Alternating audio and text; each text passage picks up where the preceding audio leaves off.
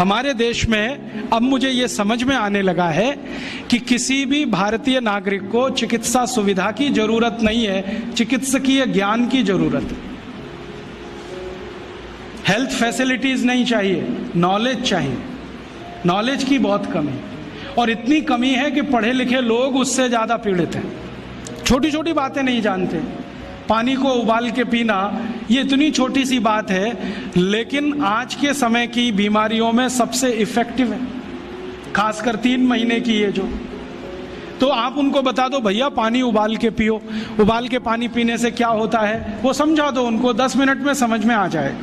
फिर उनसे कहो कि खाना खाते हो तो कुछ ये खाओ ये मत खाओ, क्योंकि दिनचर्या ऋतुचर्या जो आयुर्वेद की है ना, वो जरूर सीख लो।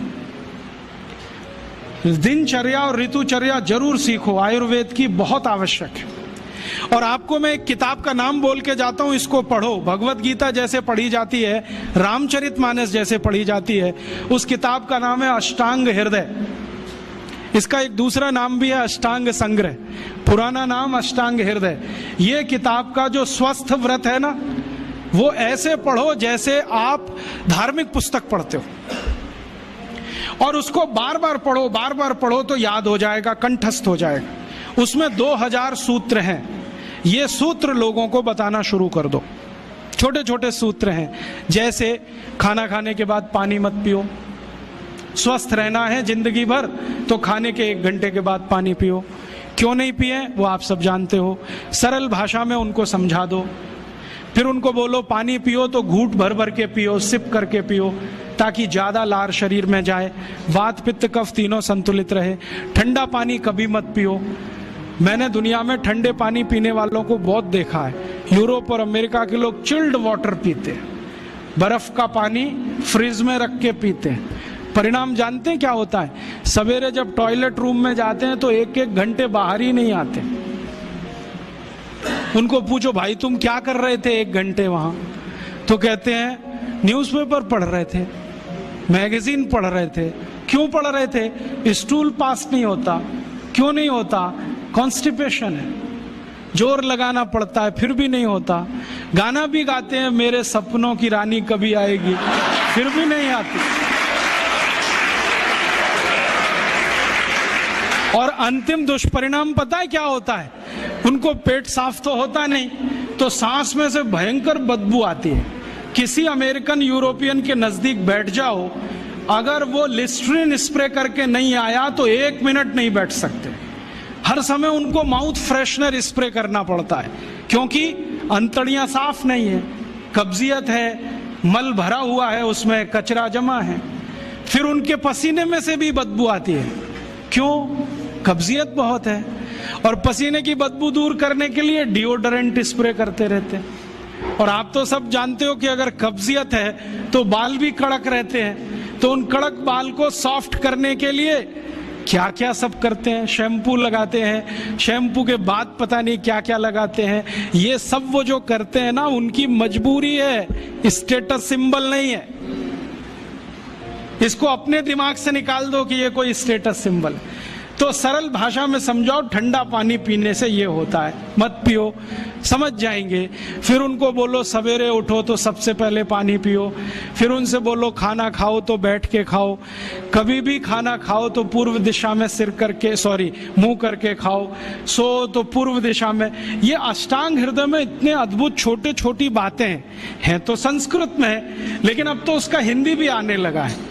तो हिंदी ले लो, हिंदी वर्जन ले लो, इसको पढ़ो, बार बार पढ़ो, और ये जाके गांव में सबको बताओ। फिर उनको कहो देखो ये तो है स्वस्थ रहने के लिए, अब तुम बीमार पड़ो तो बताओ तुम्हारी बीमारी क्या है। ये बीमारी है तो ये दवा है, ये बीमारी है तो ये दवा है।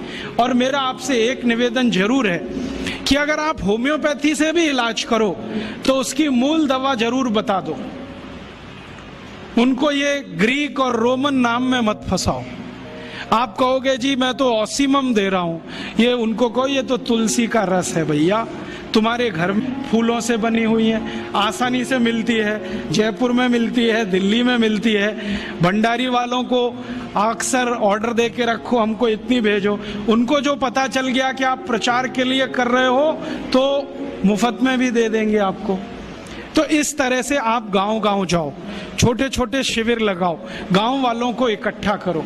गांव वाले बहुत दुखी हैं, शहर वाले भी दुखी हैं, वैसे तो वो दुखी हैं। इसका यही सबूत है कि रामदेव जी आए जयपुर में सवेरे 4 बजे तो सब लोग पहुंच जाते हैं वहां, पैसा भी देते हैं, समय भी देते हैं। और 4 बजे रामदेव जी कहें टांग ऊपर उठा लो तो उठा लेते हैं, कहें सिर नीचे कर दो तो कर लेते हैं, ऐसे कर लो तो कर लेते हैं। क्यों? परेशान है, दुखी है, शरीर उनका साथ नहीं दे रहा है। और इतने दुखी हैं कि रामदेव जी तो क्या, कोई टिम्बकटू आ जाए उसी के सामने वो आ जाएंगे। और वो दुनिया भर में घूम के आते हैं अपनी अपनी छोटी छोटी बीमारियां लेके। तो इन जो दुखी लोगों का थोड़ा थोड़ा आप मदद कर दो इलाज के रूप में, ये सब आपके भगत हो जाएंगे। और ये भगत हो जाएंगे तो कहो आप भी प्रचार करो इसका, वो भी करें, आप भी करो, तो ये इतना तेजी से मल्टीप्लाई करेगा कि 2-5 साल में एलोपैथी का बाजा बज जाएगा। और बजा देना है अपने को। हाँ, ये संकल्प लेके चलो कि इनका बाजा हमको बजाना है। मैं बहुत जल्दी एक टीवी चैनल शुरू करने जा रहा हूं एलोपैथी का बाजा बजाने के लिए। इनकी सब पोल खोलनी है मुझे। हाँ, इनकी इतनी पोल है मेरे पास, कम से कम 1,500 से ज्यादा डॉक्यूमेंट्स हैं जो एलोपैथी के गंदेपन को सिद्ध करने वाले, इनकी निकृष्टता को सिद्ध करने वाले, ये कितने अनसाइंटिफिक हैं वो बताने वाले हैं, कितने डॉगमेटिक हैं वो बताने वाले हैं। मेरे पास ऐसे बहुत इंटरव्यूज हैं बड़े बड़े डॉक्टरों के, वो कहते हैं कि हम कोई डायग्नोसिस नहीं करते, तीर मारते, लग गया तो ठीक, नहीं तो तुक्का। और वो कहते हैं हम तो एक ही सिद्धांत पे काम करते हैं, ट्रायल एंड एरर, देते जाओ गलतियां करते जाओ, देते जाओ गलती, भले मर जाए पेशेंट उसमें। हमारे पास तो कम से कम ये नहीं है ट्रायल एंड एरर वाला।